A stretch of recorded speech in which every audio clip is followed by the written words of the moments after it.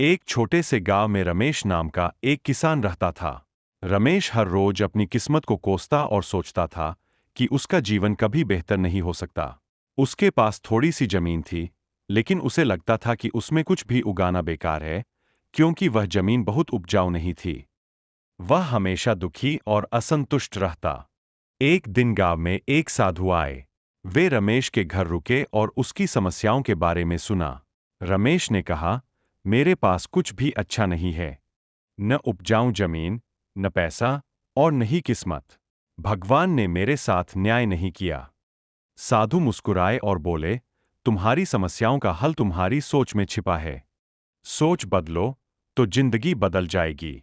अपनी जमीन को एक बार नए नजरिए से देखो। उसे बेकार मत समझो। रमेश को यह बात समझ नहीं आई, लेकिन उसने साधु की बात मानने का निश्चय किया। उसने अपनी जमीन को बेहतर बनाने के लिए काम शुरू किया।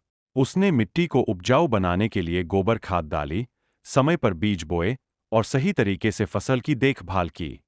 कुछ समय बाद उसकी मेहनत रंग लाई और उसकी जमीन पर अच्छी फसल उगने लगी। रमेश ने धीरे धीरे अपनी सोच को बदलना शुरू किया। अब वह अपनी परिस्थितियों को दोष देने के बजाय उनमें सुधार करने पर ध्यान देने लगा। उसने महसूस किया कि उसके पास जो भी संसाधन थे, अगर उनका सही तरीके से उपयोग किया जाए, तो वे उसे खुशहाल बना सकते हैं। कुछ वर्षों बाद रमेश का गांव के अन्य किसानों में नाम हो गया। उसकी मेहनत और सकारात्मक सोच ने न केवल उसकी जिंदगी बदली, बल्कि वह दूसरों के लिए भी प्रेरणा बन गया। सीख: हमारी सोच हमारे जीवन की दिशा तय करती है। यदि हम सकारात्मक, मेहनती और समाधान केंद्रित दृष्टिकोण अपनाते हैं, तो हमारे जीवन की समस्याएं भी अवसरों में बदल सकती है। यही कारण है कि सोच बदलो, जिंदगी खुद बदल जाएगी।